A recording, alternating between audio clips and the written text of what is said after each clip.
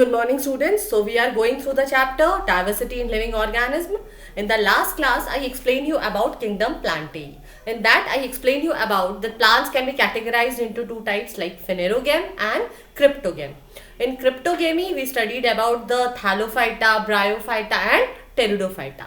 And in phanerogamy, we studied about the gymnosperms and angiosperm. So today I will explain you about this kingdom Animalia. So basically in this kingdom all the animals will come under this kingdom. So basically animals are what? The kingdom Animalia includes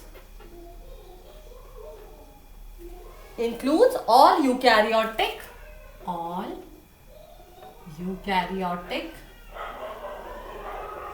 highly organized animals, or you can say highly organized animals, or you can say the organism.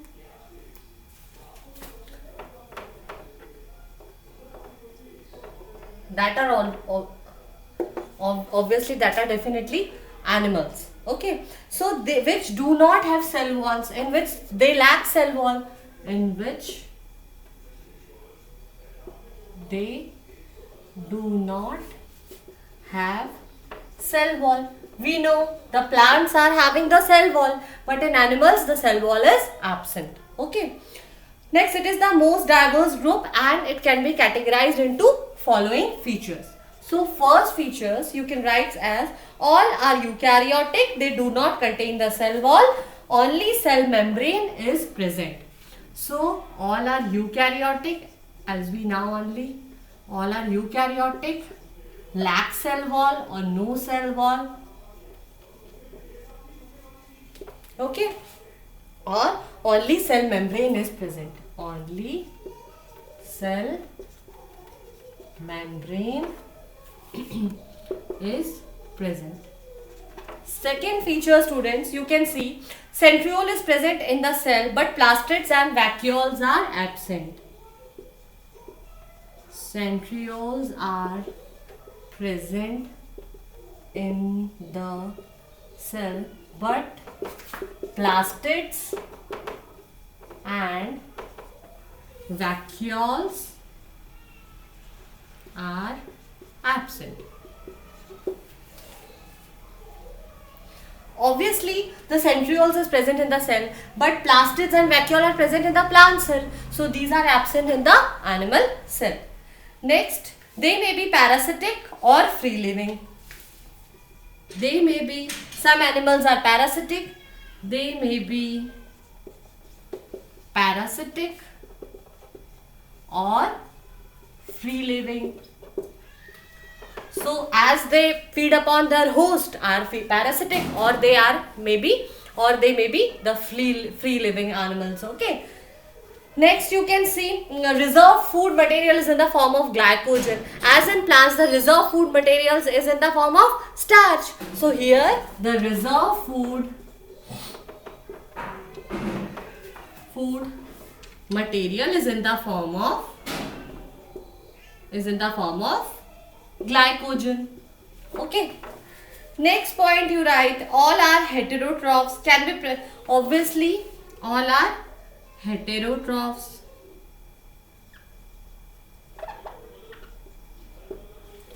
All are heterotrophs means obviously they will not prepare their own, they can't prepare their food by their own. No, they are depend upon the other organism for their food.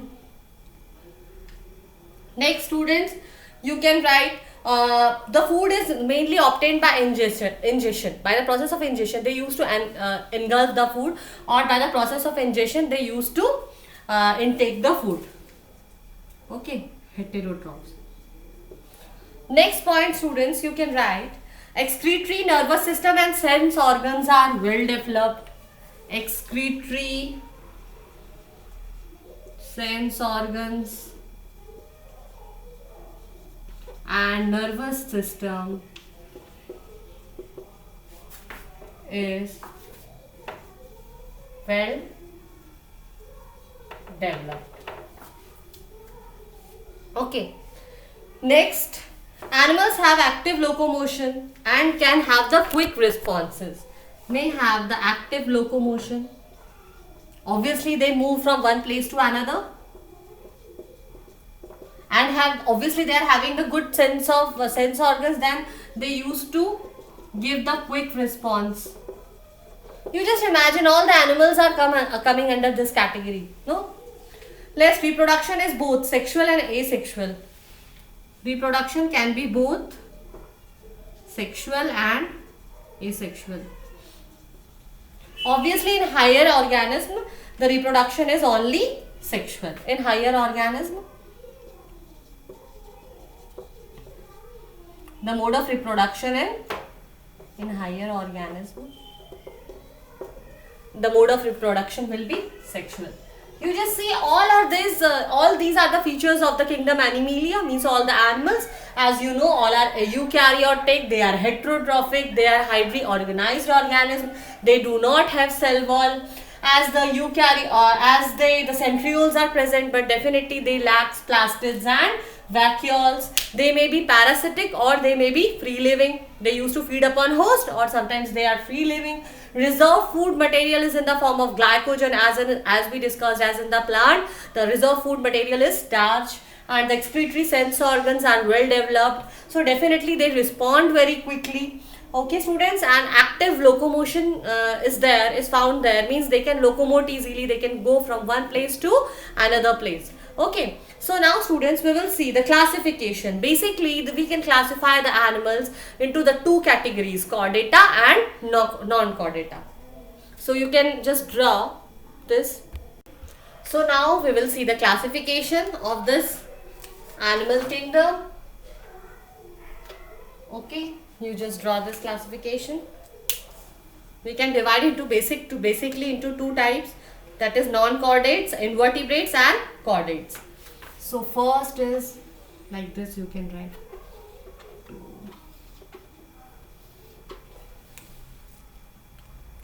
First you can write in animal kingdom, phylum Porifera, phylum Coelenterata,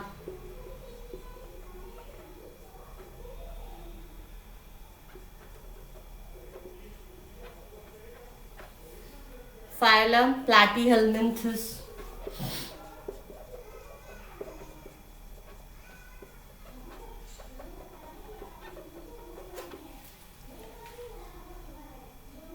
phylum Nematodes,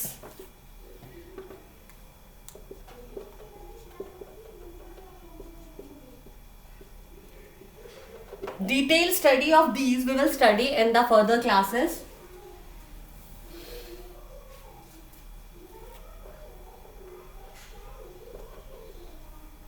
Next is phylum Annelida or phylum Annelids.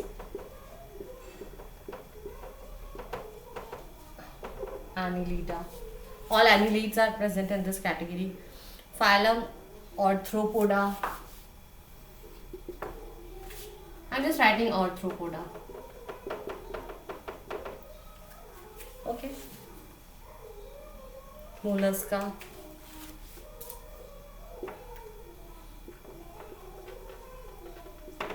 All mollusks are considered under this category. And Echinodermata.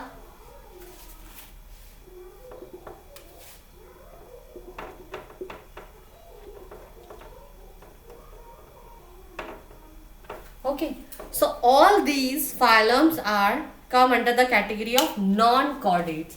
All these are come under the category of non-chordates. Non-chordates means invertebrates. Okay. Next, the phylum Chordata. Next, like these are non-chordata. Now we will discuss the phylum Chordata.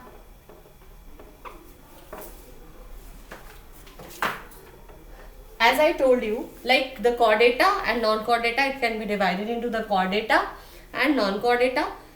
So chordates are protochordata, and we can see in the chordate we can see the sub classification of the chordates, or you can say the subphylums. So the first subphylum is protochordata and vertebrata.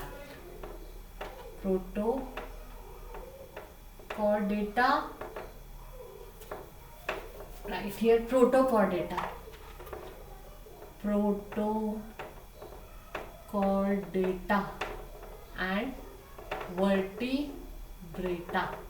Okay, so this is how we see the classification of kingdom Animalia. So Animalia can be basically categorized into the two types, the chordates and non-chordates, non-chordates and chordates.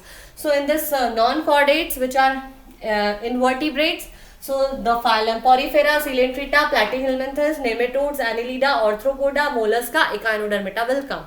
And in the category of phylum Chordata, the protochordata and vertebrata will come. The further, I will just explain you each and every phylums in detail in the further classes. So thank you students. Thank you for today's class.